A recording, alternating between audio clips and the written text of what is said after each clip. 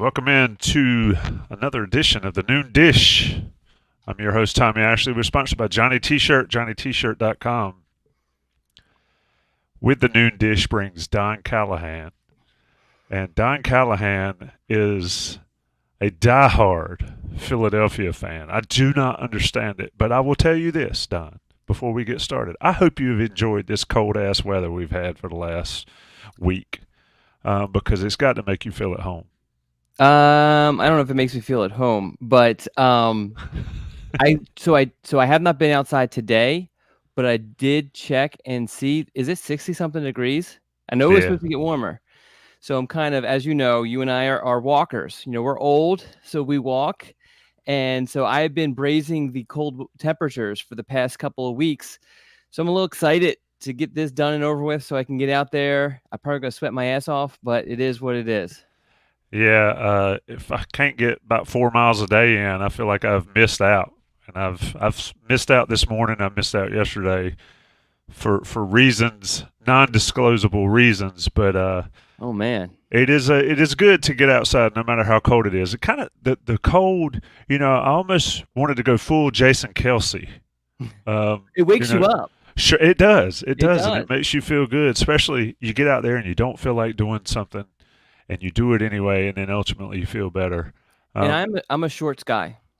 I wear shorts. I'll go. Yeah, you're one of those. It reminds me of my. Now I did. You know, I eventually did have to go jacket and all that, but my legs just don't get cold, especially once I start to get rolling. But some of those winds were kind of bitter. You know, just kind of cutting through your clothing, whatever. But it is what it is. People aren't here to hear about all of this. Let's we have a very special presentation for the MVP this week. Yeah. And he's in here as always. The man is in here early all the time. I'll let Don do the honors since we. So I believe, so he can correct me if I'm wrong, but I believe this is our first. We've never had a two-time MVP. And so I believe he's been MVP before. If he hasn't, this is long overdue. But if he has, he is our first two-time MVP, Sean Crowley. Or is it Crowley or Crowley? I think I would say Crowley. Crowley.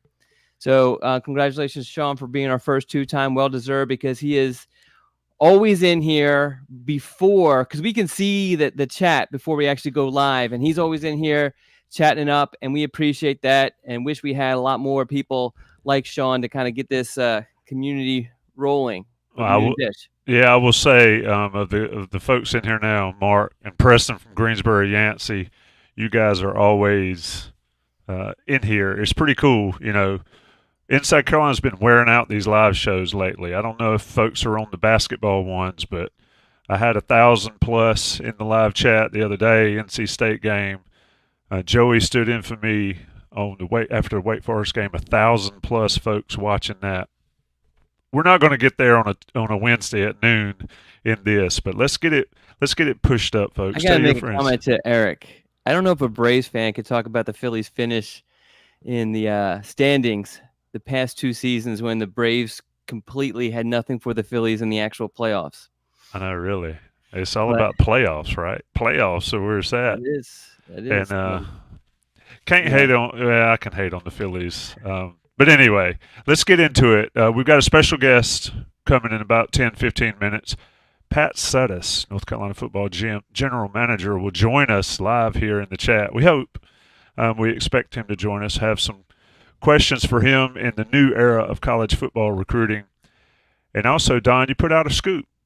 Intel from the Lemming photo shoot. That I had almost forgotten those Lemming photo shoots were a thing. They're not as a big of a deal anymore, but they still, I mean, he's had them even during, COVID. He's had those photo shoots, and he does a great job of attracting the top kids. I mean, not all of them. Like David Sanders wasn't there this past weekend, but David Sanders had been at the prior two, so it makes sense for him. He doesn't really need to go again. But, I mean, usually if you are a top recruit at some point during your recruitment, you have gone to one of Tom Lemming's things. And for people who have been following recruiting for a long time, I mean, there's somebody else who kind of claimed the title of Godfather, which never made any sense to me. I mean, Tom Lemming's been doing it since 1978. And if you've ever had a conversation with Tom, I mean, he's just this history book, and he has all these stories. He tells you about meeting these guys that are now, some of them are Hall of Famers. John Elway, Dan Marino. He met those guys when they were in high school.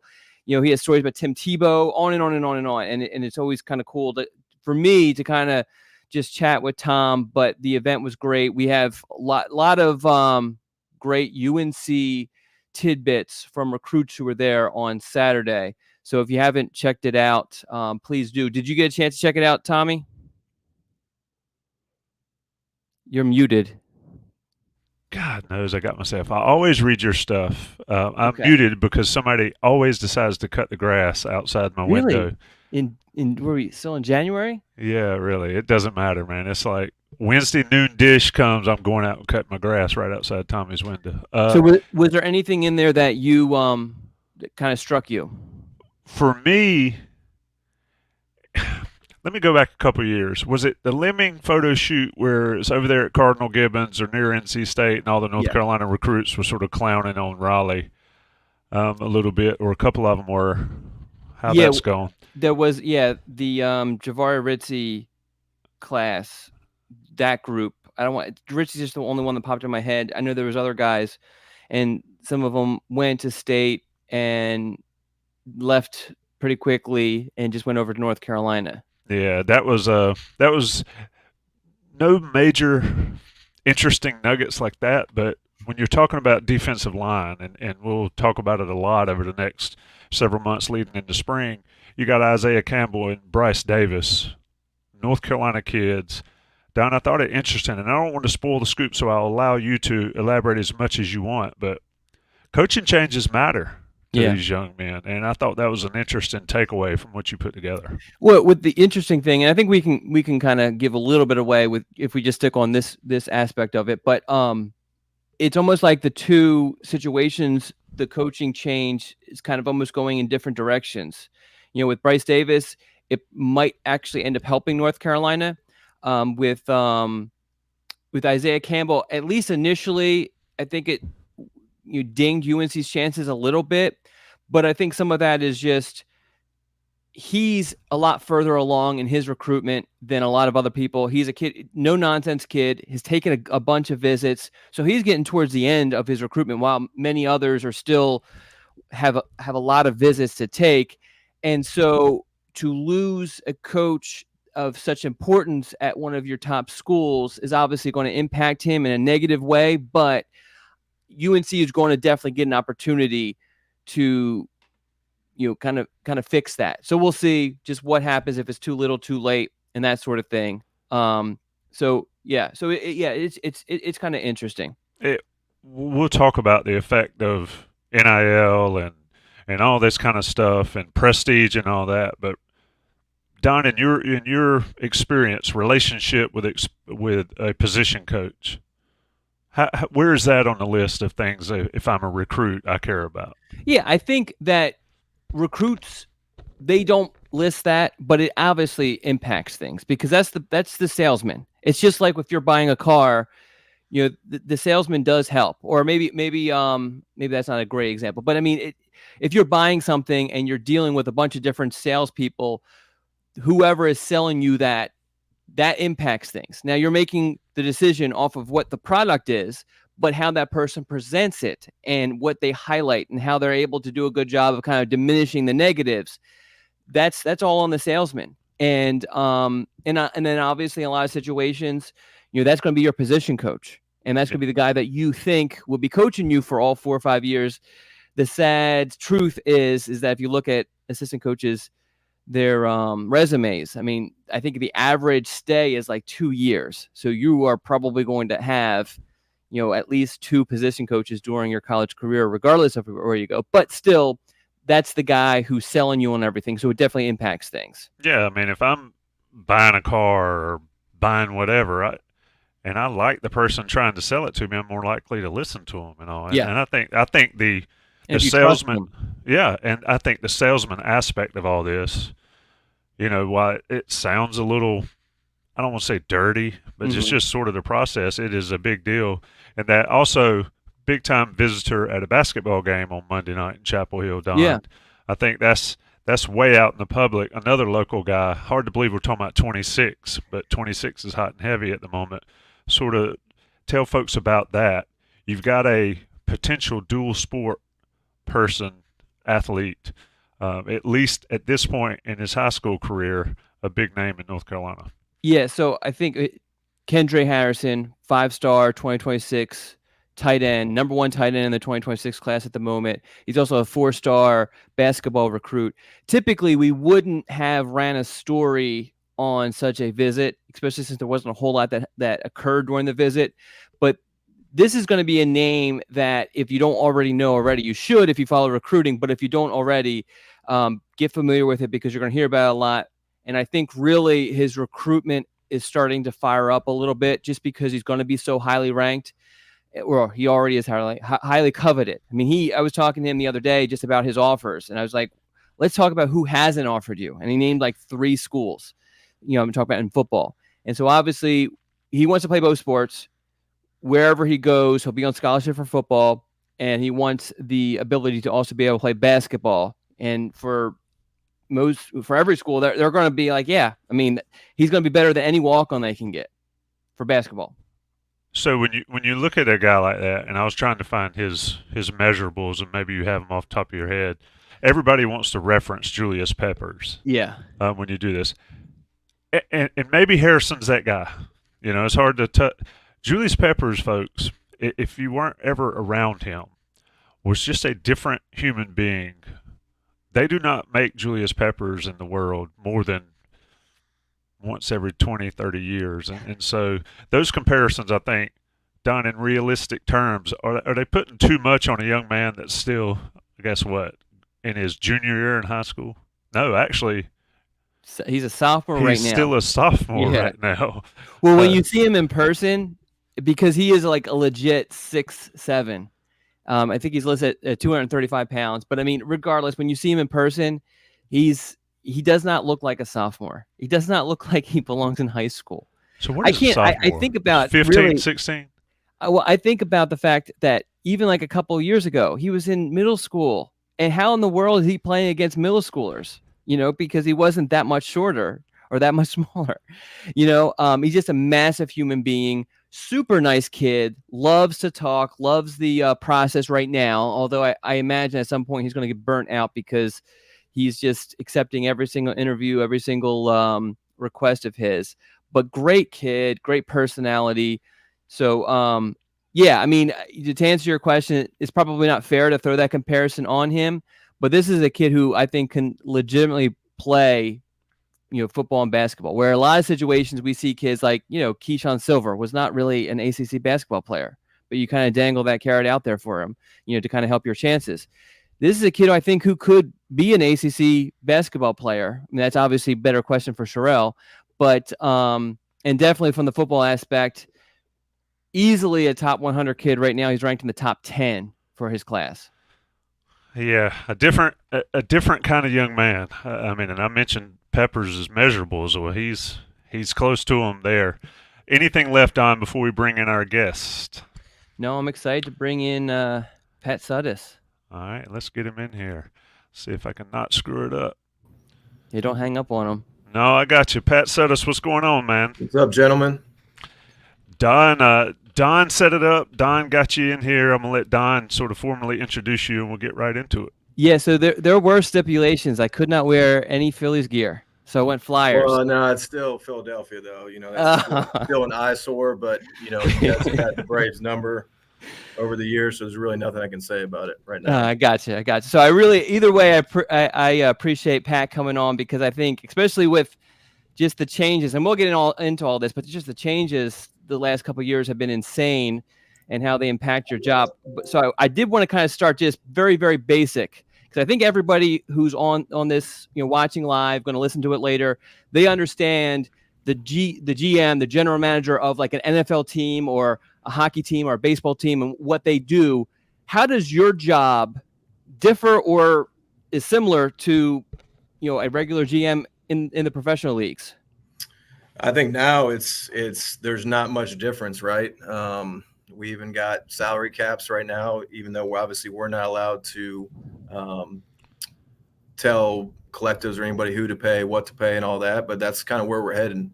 But we have free agency with the portal. We have the draft, which is college recruiting. The biggest difference, obviously, is we can't just pick the players we want. We got to go recruit them and sell them on Carolina.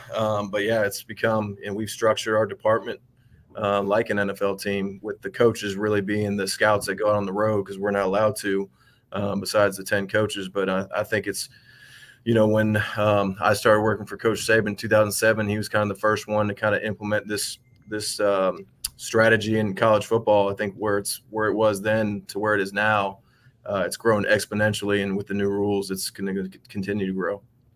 We're talking with Pat Suddes here on the Noon Dish, General Manager of North Carolina football. Pat, let me ask you a follow-up on that. You mentioned starting with Saban back then, and he was sort of on the cutting edge of it. Mack said the other day that it's changed more in the past couple years than it changed in his 40 or whatever. How true is that, and can you quantify the amount of change we've seen in college football, specifically North Carolina, just over the past 2-3 years? No, it's hard to quantify. It's definitely, in my 15 years of doing this, definitely by far the greatest amount of change, and there's more to come in the next couple of years that I think will change it even further.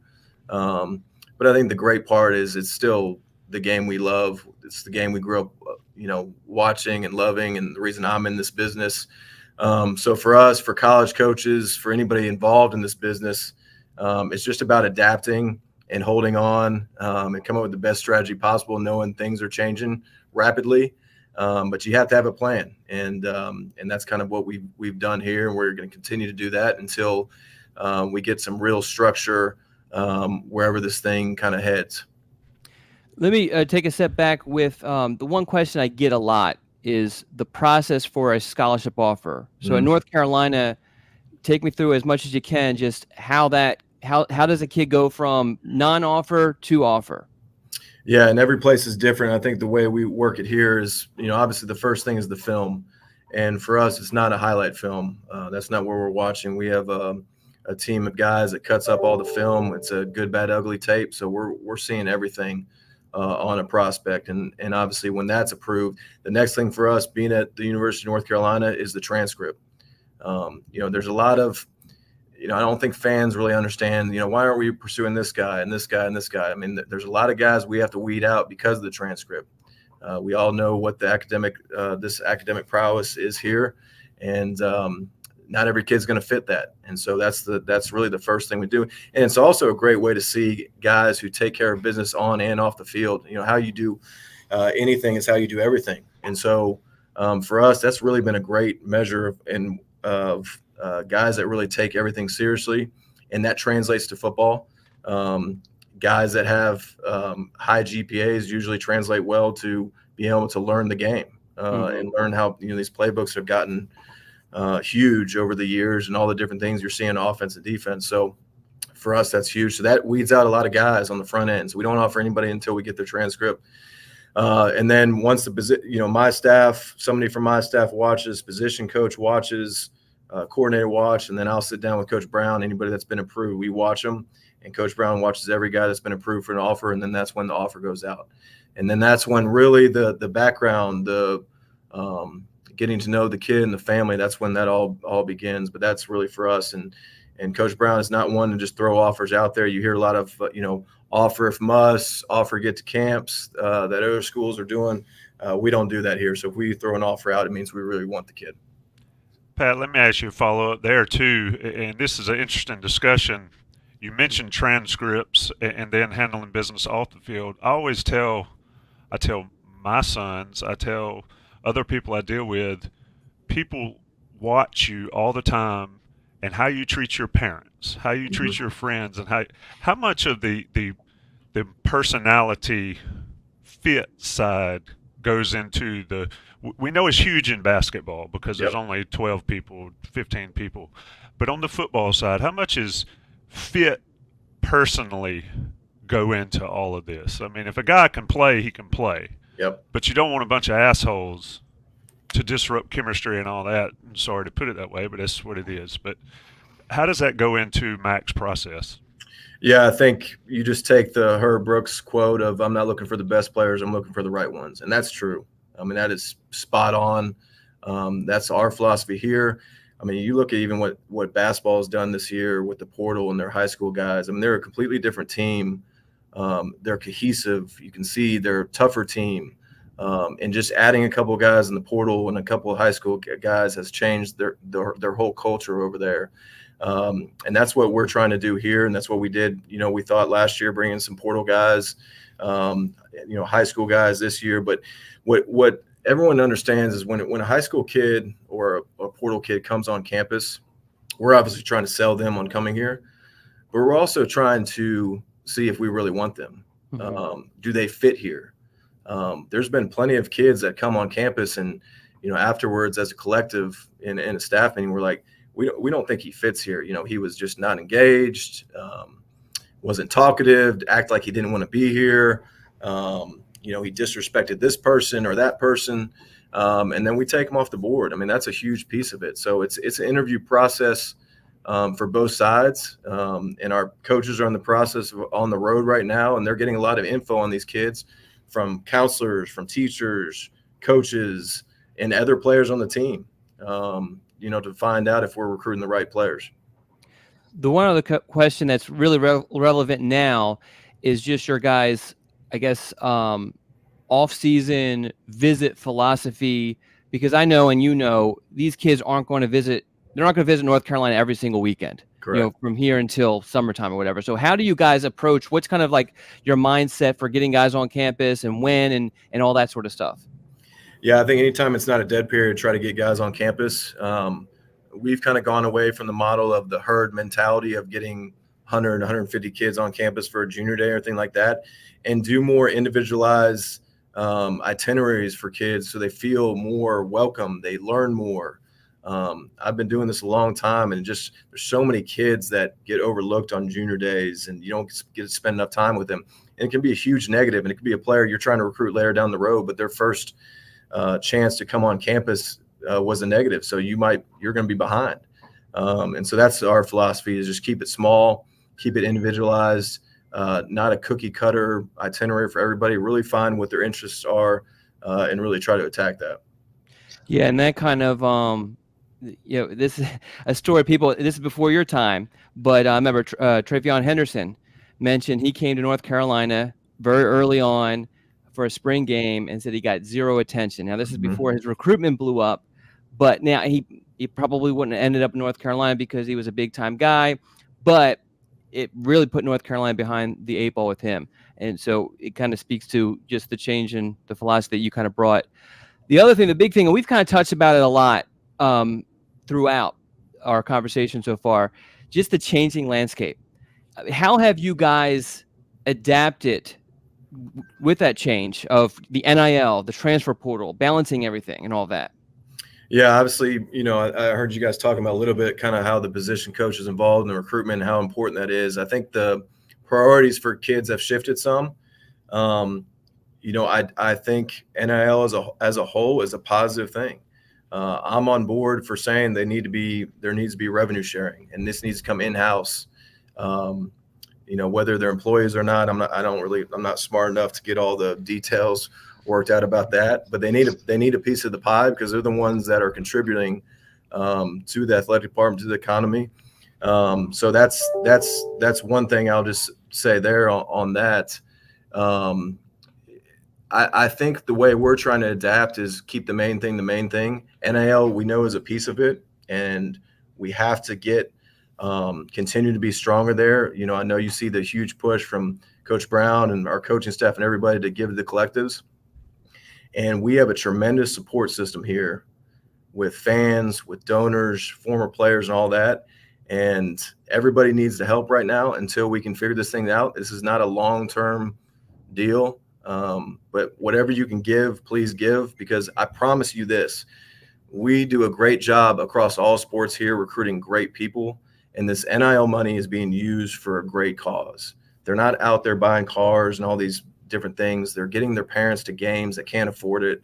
They're getting 2-bedroom apartments so their parents have a place to stay and all that. So That's kind of one, I got a little off topic there, but we NL has to be a part of your recruiting pitch, but it eliminates a lot of guys we're recruiting if that's the only thing they're concerned about. Because this is small amount of money that's not going to last you the rest of your life. We want guys that are looking at the big picture, the 40-year decision, and really want to come and win, because I think winning has become taking a backseat for a lot of these kids. They want to know, it's an I mentality of how much money can you pay me? Am I going to play right away? Are you going to develop me for the next level, which are all important. But if winning's not in that top three, then you're probably not going to fit here, and probably not going to fit in a lot of places. We're talking with Pat Suddes again on the Noon Dish here, certainly sponsored by Johnny T-Shirt. Speaking of the recruiting pitch, it was always, or for a long time, it's not a 4-year decision, it's a 40-year decision. How do you keep that in the mix when the current money, has gotten to be such a big deal? I mean, and specifically in high school recruiting now, portal recruiting, I understand, is a little bit different, but how do you sort of balance what it's always been about for North Carolina and still compete for those wins in this era of what have you done for me lately? Pay me, show me the money. Yeah, I think it's becoming harder just because you have more people in these kids' ears now. It used to be just a high school coach and their parents or guardians or somebody. Now you've got you've got legit agents that are representing these kids, and then you've got the trainers that have become agents, or the friend of a friend that becomes their agent, and they're trying to get involved, and they don't really understand what's going on. They're just trying to get the most money for their for that high school prospect, which again is illegal. That's an inducement. You can't talk anything with collectives or anything until they get on campus and enroll. We know that's being broken everywhere. It is what it is. But again, we try to present for these kids too, like, okay, here's what taxes are. All right. Somebody might be saying you're going to make 120,000. You're not making 120,000. That's not what you're receiving. So here's what taxes are. Here's how far that money can take you. Then here's how far your UNC degree can take you. Here are the opportunities outside of that. Here's when the average player, whoever, if you are blessed enough to make it in the league, here's the average shelf life of an NFL player. Well, you might be 28, 30 years old. I mean, you got to work till you're 60 something, right? You're not going to be able to live off that money. There's very few NFL players that are able to live off the money that they make. Usually those are quarterbacks or some big time pass rusher or offensive tackles. And so what are you going to do with the rest of your life? Because that degree is going to be important. The connections you make here. We have a ton of powerful people that have graduated from this great university. Here are the people that can help you. What do you want to do for the rest of your life? And so those are things we try to sell. And if that's not important to that player, that's great. You're not going to be a fit here. And there's plenty of players that is important to. I think we have a signing class coming in that's important to. Winning is important. Being developed and playing together, and the cohesiveness is important to them. Yeah, it is tough to tell young people to think about 10 years down the road. Mm-hmm. I mean, you ask a young person, where do you see yourself in 5 to 10 years? And I doubt you get an answer that's realistic from a lot of them. Now, there's some special, but the majority of teenagers, it's all about the here and now. You mentioned the recruiting class you guys have come in, and it's a large class, and it's what, 3 times as much as the portal class is at this point. Mm-hmm. Where's the balance there? Why? It seems like today college football is win now. You look at another school, say a school in the Big Ten that hasn't beat a rival, they are loading up in the portal to go win now. Yep. How does Pat Suddes, Mack Brown, and the staff balance getting high school guys in to sustain the program from within and by building it versus getting guys from other schools that can help you win immediately? I think the number one thing is retention. And I thought we did a good job this year of retaining a lot of our players, whether they be guys that could have gone out for the draft that might have been later round and wanted to come back and improve their stock. That's where NIL can help, right? Keeping those guys back in house. And then from there, to me, the portal is a year-to-year deal as far as how many you want to take. It depends on how much experience is coming back by position. So we felt like we had a lot of experience coming back at certain positions, and then certain positions we needed guys to come in portal-wise with experience. And I really honestly believe, I don't think going all portal is the way to go. I don't think that builds team camaraderie. I think it's a one-year deal. And you're having to do that year in and year out. I just don't think it's sustainable. You never know what's going to be in the portal. You could think, hey, we got to take 2-3 linebackers in the portal, and it's a terrible year for linebackers in the portal. So I think for us, it's still like this year, like you talked about, we were 3-4 high school. We're still probably going to be in the market for a couple of portal guys after spring potentially. But that could change, every year depending on how much experience you lose. But what we're able to do now, we have 20 high school kids coming in at mid-year. They were there for bowl practices. They're going to be there all off-season training, spring practice. It gives them a chance to see where they're at in their development, and can they help us come fall. It gives us a chance to see that. So I think for the high school kid, it's still important to give those guys time to see what you got before you just discard them and get a portal guy. Pat, I think you're a smart guy, and you definitely know this stuff way better than me. How would you change some of this stuff if the NCAA came to you, or maybe we can't be talking about NCAA, somebody with some sort of power to kind of change these things with NIL and the transfer portal? What changes would you make? Don, I'm not going to bash the NCAA. You're throwing me a softball there. So we'll just talk about if we had a commissioner, right? Okay. Somebody in charge. Maybe Coach Sable will do it. Who knows? The first thing I would change, we have become NFL light, and it is what it is, and it's not changing, especially for the Power 5 or whatever you want to call it now. So I think the first thing is let's model it like the NFL. Let's have one free agency, one portal window. My thought would be put the portal window in the spring. Now you don't get those portal guys coming in January, but like I said, it gives you a chance to develop your high school kids. Most high school kids now are coming in at mid-year. I mean, for us, 20 of the 26 are mid-year. So it gives you a chance to see what you got before you have to go out. And it also helps these guys finish. There's so many kids that entered the portal this year. You guys would be shocked as far as they're a semester short of graduating. Mm-hmm. And they're going to get in the portal and go somewhere else. Mm-hmm. And what people don't understand, when you transfer, you're always going to lose hours, no matter where you transfer to. Some schools don't take Ds. Some schools don't have that major. And so now they're pushing their graduation back a semester or two even, and just stay, graduate. And then if you want to go transfer. I don't like the unlimited transfer thing that they just passed for this year. I think that, again, there's going to be so many kids not be able to graduate now. The 2-3 time undergrad transfer, they're losing hours every place they go.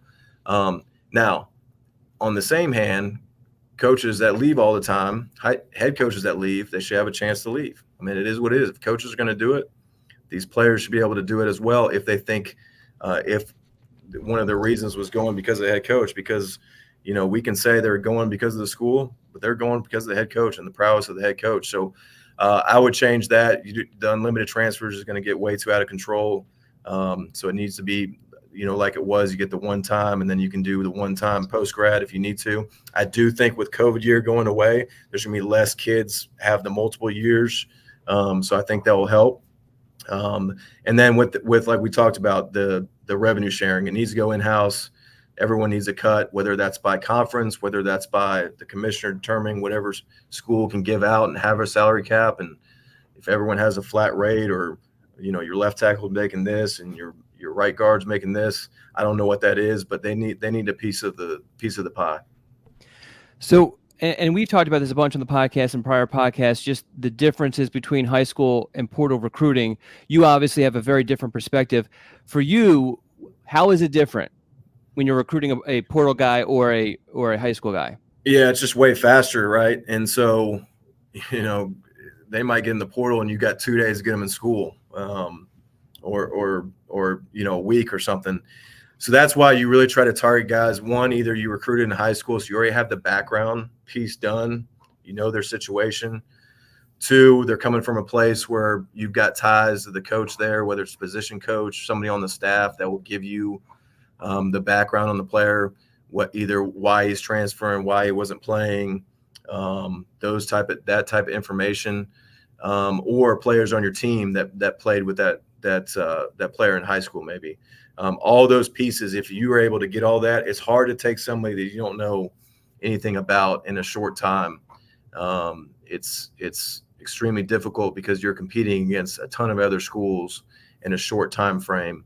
So it's like drinking water through a fire hose, certainly. But I think you've seen kind of about the last 2 years, we've targeted guys that we've had some sort of relationship with, whether with the player in recruiting before or with somebody on the staff.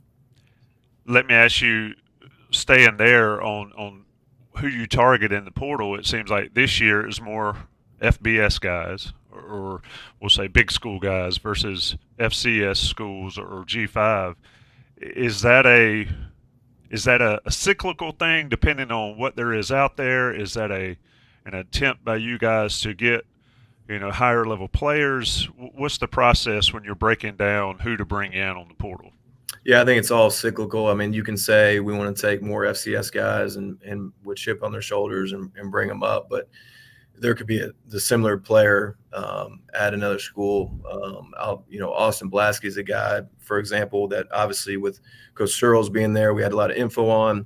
And when we met the kid, he had a lot of Corey Gaynor characteristics to him. We think he's a tough ass. We think he's extremely smart, loves football. Doesn't like media. Yeah, doesn't like media, which is great. Wait a minute.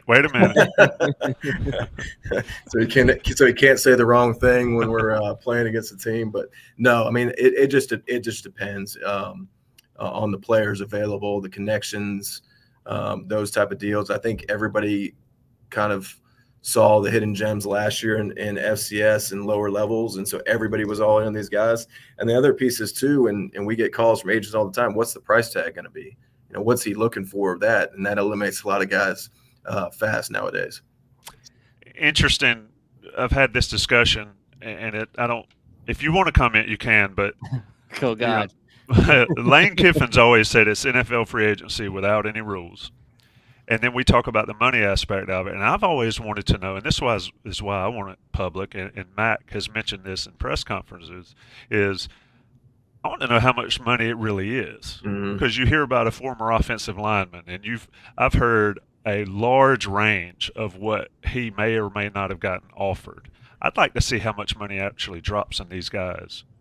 Yeah, that's why. Yeah, no, I think it all needs to be public knowledge. And hopefully when we're heading towards the revenue sharing model and all that, it will be. The good thing for me and guys on our staff, I got a lot of connections at a lot of schools. So I can usually weed through some of the fake numbers, some of the real numbers. Some of them are real. Let's just be honest. Some of the numbers you're hearing are real. Some of them are not. I got connections to agents. I got connections kind of a lot of different people. So you're still sorting through that. It's not all real. And if you're a young kid, you're always going to lie about how much money you make. Yeah. For the most part. I know I did when I was mowing lawns and everything, telling everyone how much money I was making. So I get it. We're trying to teach our players, like, hey, once you get in the real world, you don't want to go around bragging how much money you're making, and certainly lie about how much money you're making. But they're kids at the end of the day, and this is a new thing for them, just like it's a new thing for us. But yeah, a database showing exactly what they would be making would be awesome. So let me just ask you this question. You mentioned some of these kids have agents. Do you deal directly with them, or does somebody at UNC deal directly at them, or is that the collective deals? How does that bridge kind of happen? Yeah, this is part of it, Don. That's just so gray, and really the NCAA or whoever needs to get a handle on, because again, You're not supposed to talk about money before they arrive on campus. So I just talk to agents about guys in the portal, who they represent. I don't ever talk monetary with them. They might throw a number out. I don't ever say, okay, yeah, we'll do that, because I can't do that, nor would I do that. It's not my money. Mm-hmm.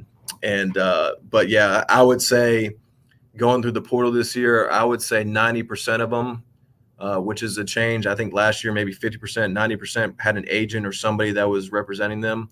I mean, I think you see what's the NCAA is cracking down on a couple schools. We can't defer somebody to our collective to talk to again until they're enrolled. That's when the communication can start. The only thing we can tell them, and we've been told we can tell them, is what our guys on our team are making. Okay. So I'm assuming that you probably don't see that nearly as much, if at all, with high school kids. No, you still do. Yeah. Okay. I mean, okay. and you Is see the all same the new percentage though? No, I'd say it's not that high. I mean, I think they're still trying to figure out. And again, it depends on a state if they're able to capitalize on NIL in high school. You see Georgia passed their law; they're able to do that now. North Carolina still, I think, working on theirs. The private schools obviously can do it. So it just depends on kind of where they're coming from. But there's always questions about NIL. I mean, you have to present NIL and kind of what your philosophy is and what the school does, but they cannot talk to the collective until they're enrolled. So you mentioned Nick Saban potentially being the commissioner. You've worked with Saban. I don't know how close you are with him. Do you think that's something he would entertain? No, I think he's good. I think he'll go the television route. Okay. Play some golf.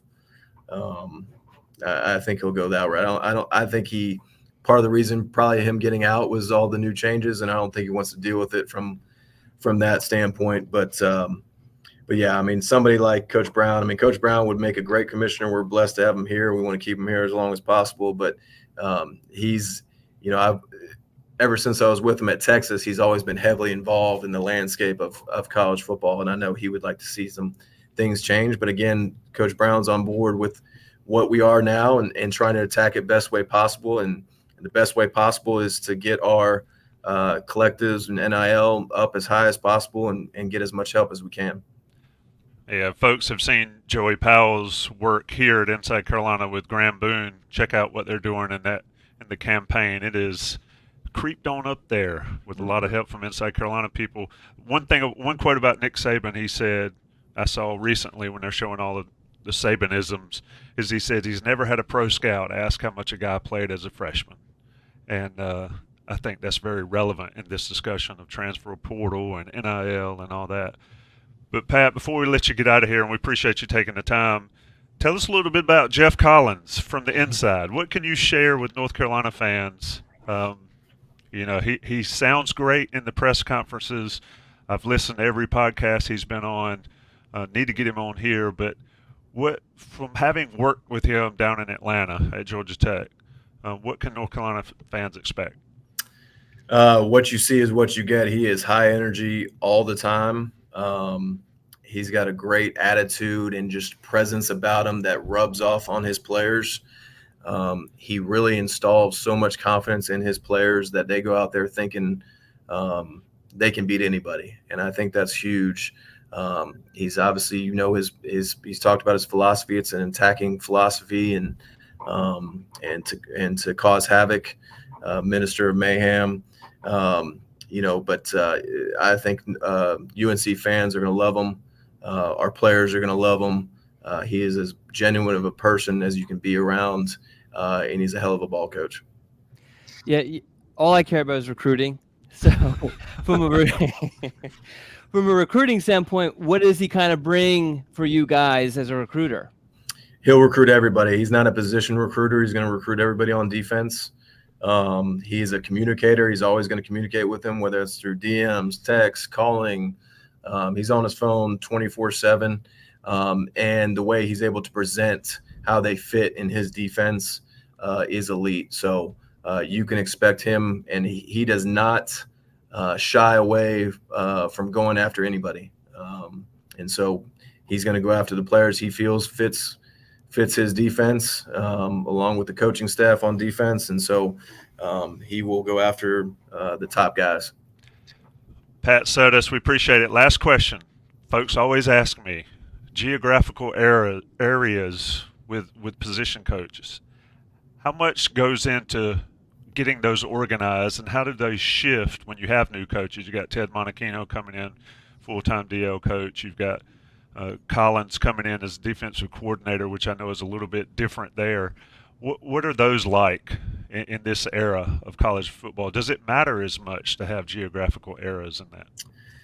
I don't think it matters as much, but it still matters. I mean, high school coaches are still involved. The relationships matter with the schools. I have to really play referee because a lot of the times the same coach wants the same area, so I have to be the bad guy, which I have no problem being. But we would really try to put guys in areas that they've recruited before. They have the relationships, and it might be multiple coaches. And so I don't mind putting an offensive, defensive guy in the same area. But we want to take care of North Carolina first and then really work that 5-hour radius around North Carolina. And then if there's any guys outside of that area in Florida, any of those other places we have connections, or somebody has a connection to UNC, then we'll target. But yeah, there's been some good referee battles I've had with coaches, and playing peacemaker is one of my in my job description. Well, it's got to be fun when you're trying to play peacemaker with a bunch of high-strung football coaches.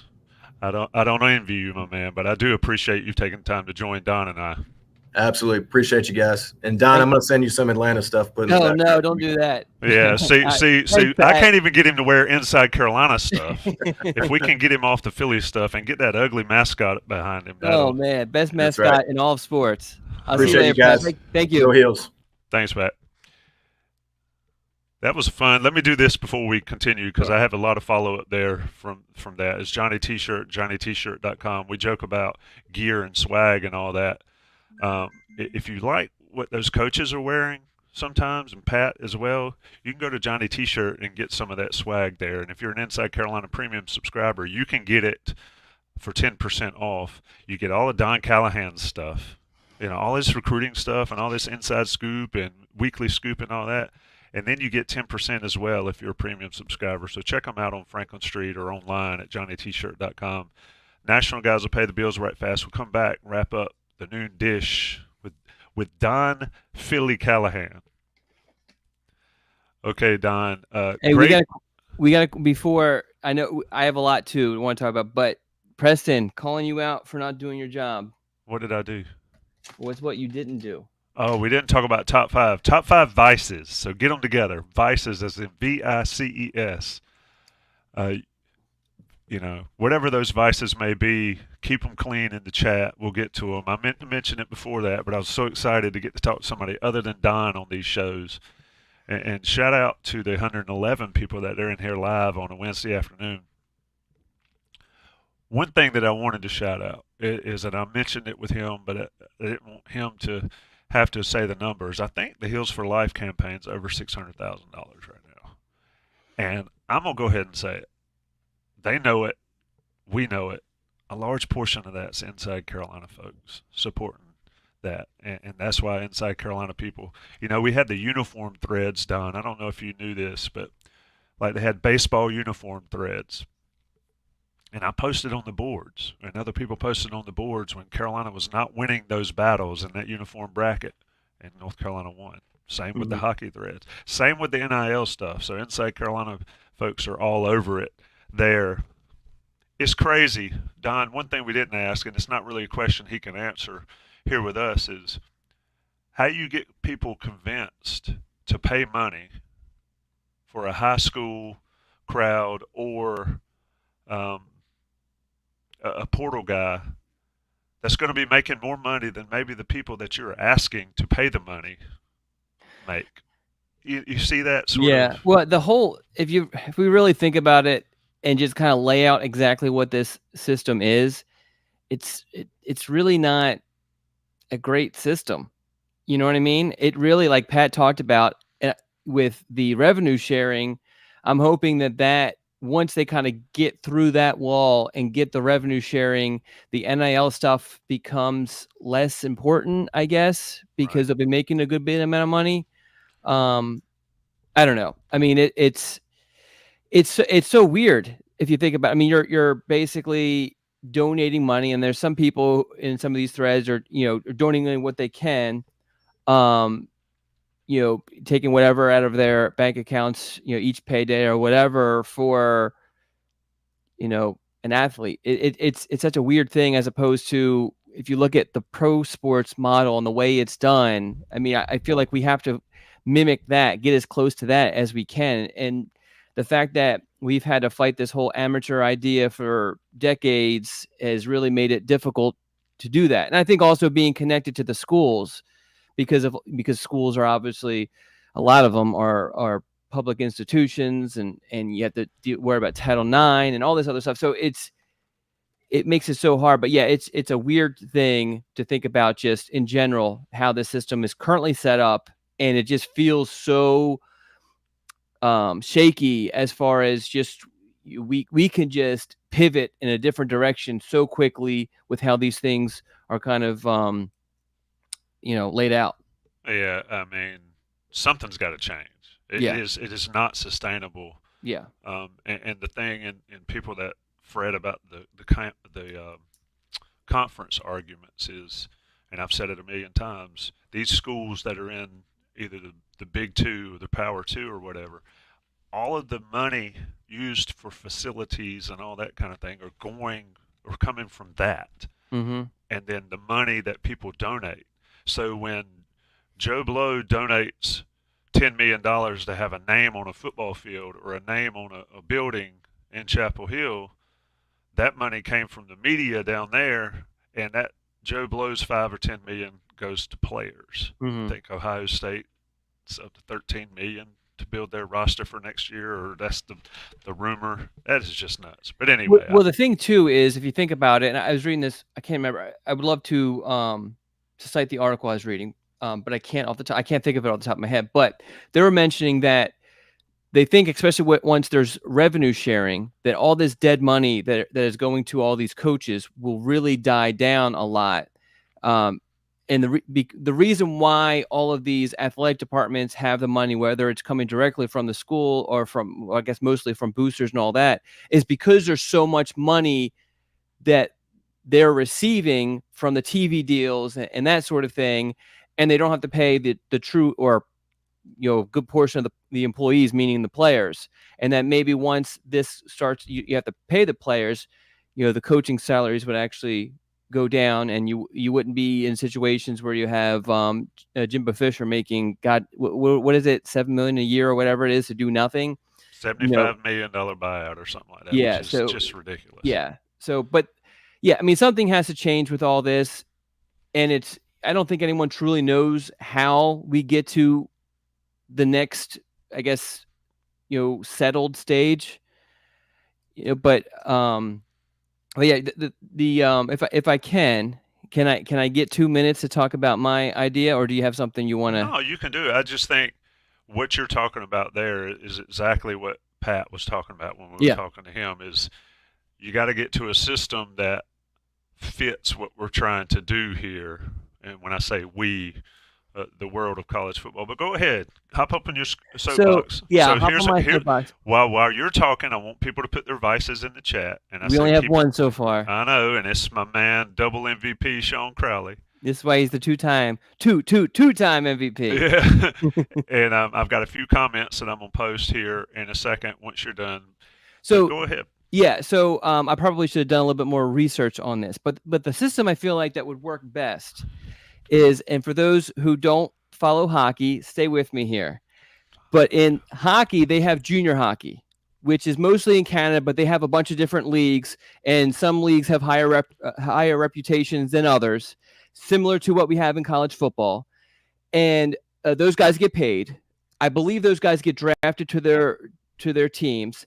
And the following is kind of a cross between college football fans and minor league baseball fans. It's kind of small, but very, very, if you live in one of these small Canadian towns, they love their team, whatever team that is. The cool thing I think with it is that, so I think they're drafted at 16 years old or whatever, and they play in those leagues. I know there's a limit. I think it might be 21 years old, but you're drafted at any point by NHL teams, and the NHL team doesn't need to pluck you from that junior hockey roster at any point.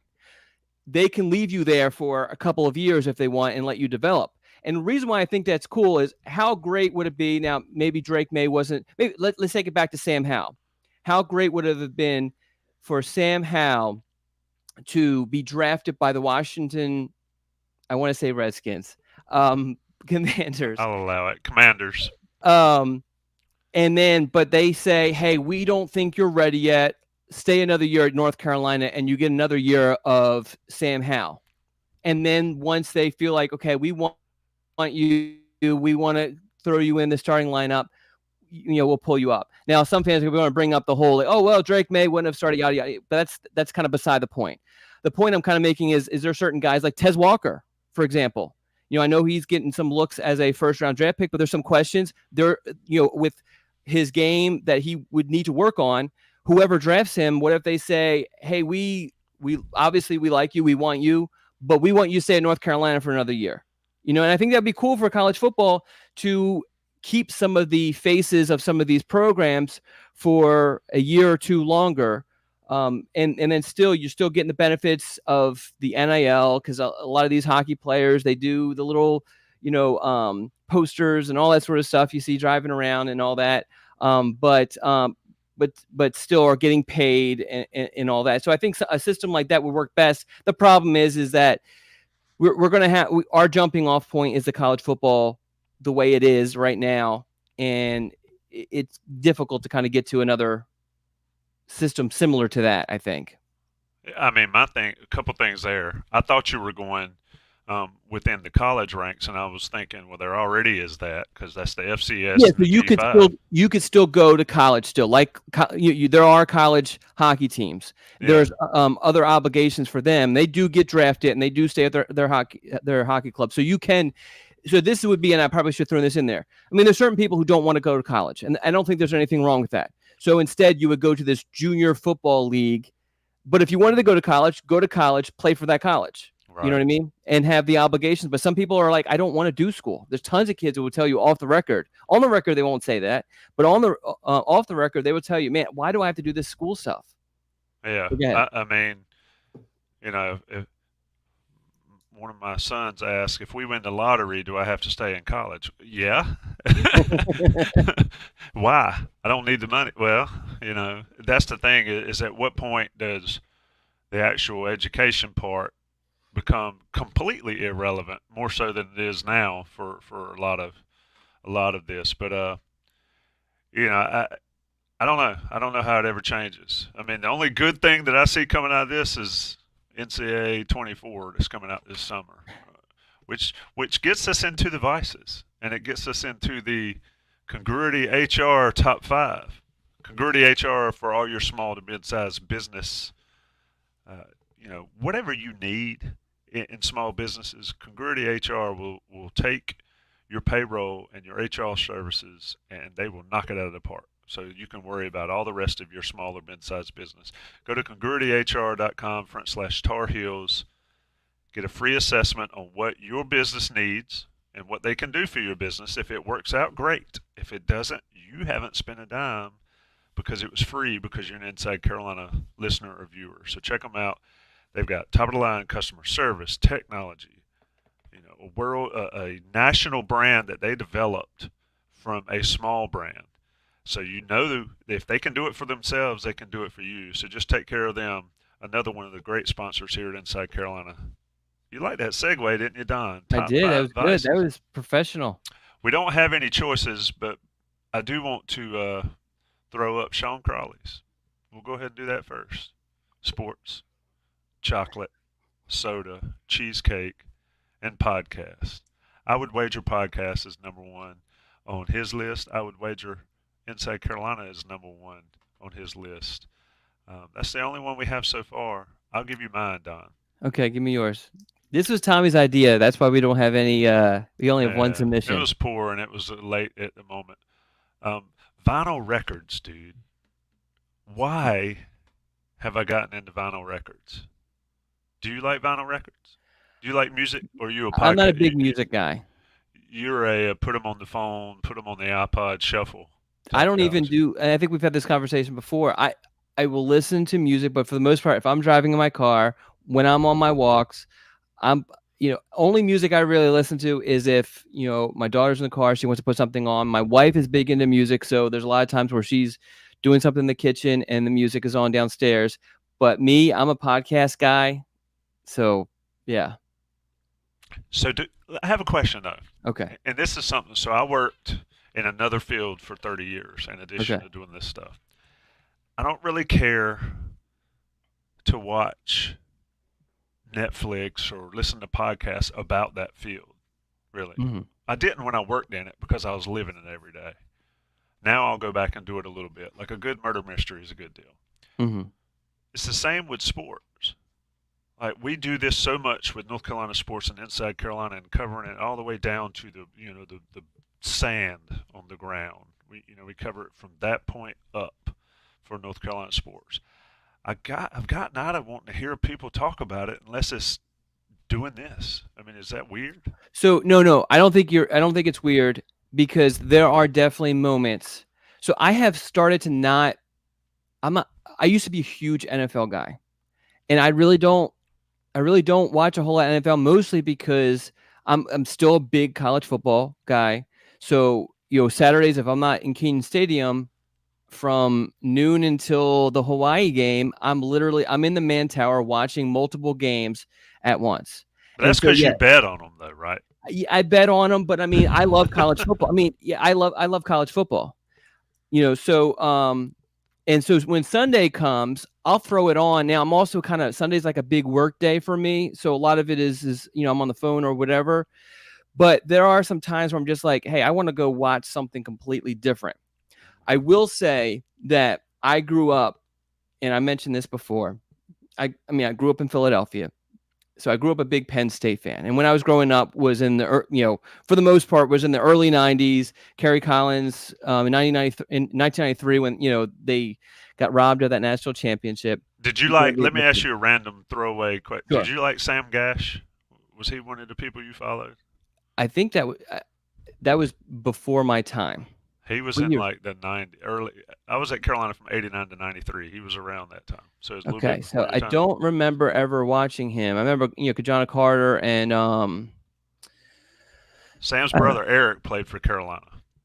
Gotcha. Yeah, I don't remember watching him. But anyway, my whole point of all that is that I'm no longer a Penn State fan.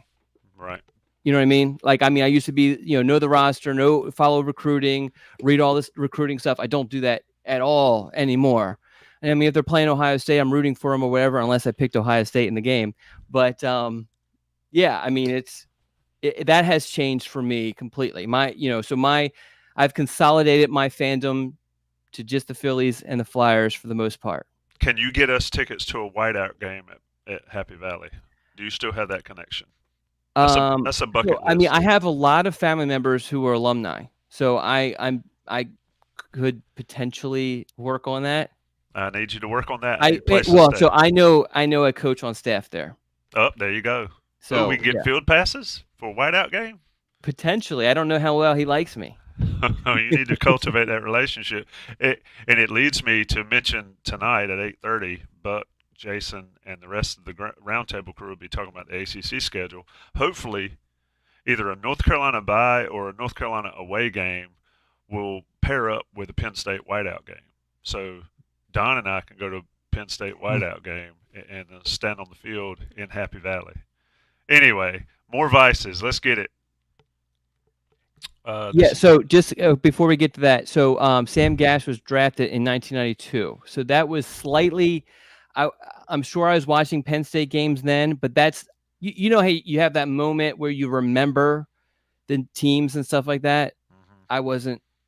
I wasn't there yet at that point because I was still in I wasn't even in the double digits yet for age. So yeah, Sam was a cool dude, and had some interaction with him and his brother back in the day. Eric Miller says, I want to be Connor Stallions at Penn State. I am not smart enough to steal signs. I'll go ahead and tell you. I can't do it. I'm like, you'd have to hold up the sign and say, off tackle to Omarion for me to be able to steal it. Anyway, North State Tees. That's a name I hadn't seen. Celsius, Panera, Charger. Oh, that's that stuff that's way too jacked up. This is a college football coach here. This is the new wave Red Bull right there. Is the Diet Mountain Dew? That's got a ton of sugar in it. So I used to be a big Mountain Dew person, and I gave soda up and lost a ton of weight, but I could never do the Diet Mountain Dew. The only soda I will drink now is a Coke Zero, and that goes with my other vice. So, but all right, so you go through fast food, drive-throughs? Not really. No, and if I do, I get tea. See, I can't do tea. Yeah, I do sweet tea. But yeah, that is an interesting. Those Panera Charger lemonades got some bad press recently. Espresso, love that. Can't do the Diet Mountain Dew. I can drink coffee 24/7. Mm. So good stuff there. Mark Kenton, another regular. Ball caps, watches, basketball, Tar Heel, anything. Drag racing. What do you think about drag racing? Legal or illegal? Well, I mean, it's all the same. We'll say legal. I've been to I'm the not a track race car around here. guy. I mean, that is probably like the only sport I don't. I mean, I just never any sort of racing I've never gotten into. You don't think going as fast as you can and turning left 4 times is fun? Yeah. And I used to, when I was in college, I worked at a Kohl's in Huntersville, North Carolina, and the majority of the women that worked with me, their husbands were on race teams. And so there would be race car drivers would come in all the time, and there'd be this whole big deal, and I never recognized the name or whatever. Friend of the family and a friend hooked me up on a helmet signed by the driver and a famous driver, another famous driver. That's the only thing NASCAR I used to watch it. You know, it's interesting. So Mark Kenton doubling up. Hold on, Mark Kenton doubling up. I don't understand. Well, he got, this was his confusion one. He got confused. So just take that off. No, I kind of like that one. Ref blamers. Oh yeah, that was pet peeves instead of pet peeves, which is another thing Tommy wants to do like every week is pet peeves. Yeah, I could do. Here you go, Eric Miller hiding in the bathroom to watch YouTube live. Eric, you go to your boss and convert them to a Carolina fan. You'll be like me over the past 30 years, and your boss is always wanting to know the scoop with Carolina, and there was your end. What could there be like permission slips that we can sign for people? Yeah. We will shout out your business if they allow the workers to watch the show every Wednesday. That works. Yeah, because we need people to watch. What are your vices? So my biggest thing is sweets in general. I try to stay away from them, but they call me, and I mean, you name it. I mean, and it kind of changes. So right now my kick is tasty cake. They're honey buns, but they're the chocolate. I think they're called something. They're part of the honey bun family or whatever, but they put chocolate on them, and it's like a eclair sort of thing. Freaking love them. So if I see them in the store, I grab them by accident. And yeah, I mean, I love chocolate. I love sour candy, and I try to stay away from myself as much as possible, but I still end up eating it. And then sports. Someone brought up hiding. My wife to this day still brings up, we went over to a neighbor's house, very, very nice people. But they own like one TV and it's very small. They're not really into sports, and we had to go over there, and the Flyers were playing in a playoff game. So we're sitting at their dining room table, just kind of chatting. I didn't know when the hell we were going to leave. And I like these people. These are great people. And so I just plopped up my phone with the Flyers game in the middle just so I can see, but I was still engaged in the conversation. So she has tons of stories about that, about me kind of, pulling out a game and watching it in other places. So sports are definitely kind of a vice for me. I would jam the Wi-Fi if you come over here, just so you can't do that. No, I mean, I agree. It's interesting. Vinyl records for me, coffee, probably video games, Chex Mix. What else? I get betting for me. Boiled peanuts. Betting is a vice. Betting. And it's almost to the point, gambling. It's almost to the point now where I can't even I wanted to gamble on some of the NFL games over the weekend, but I just felt like I didn't have the proper information. You saw that it's the 49ers and the Ravens, no matter what happens, right? You saw Well, that it wasn't tweet. just that. I actually, what I wanted to do, and I would have been right on, is I wanted to take Houston +7 in the first half, and then take the full game on Ravens, right? Yeah. And I would have hit on that, and I wanted to go over on God, I'm going blank. Quarterback, Ravens. Played Lamar for Jackson? Lamar Jackson. Yeah. I think his over/under rushing yards was like 51.5. At one point, it was like 45 or something like that. I didn't like the fact that it went up, but I should have grabbed that because I think he rushed for over 100 yards. So yeah, so I was just like, I don't have enough information. I'm going to be wrong. I'm going to be mad at myself for making these bets. So I'm not going to make these bets. You know, it's not legal until March 11th in North Carolina, so I'm not sure what Is Don that Callahan. what? Well, I saw that there was something on the news. Well, isn't it? It's legal, and I don't know. Anyway, I don't know. Yeah, that's a rabbit hole we're not going down, and folks are like walking out throwing tomatoes at the screen at this point. So it's time for us to talk about bets that I would have won that I didn't bet on. Yeah, everyone does that. No, it's one of my vices, talking about what could have been.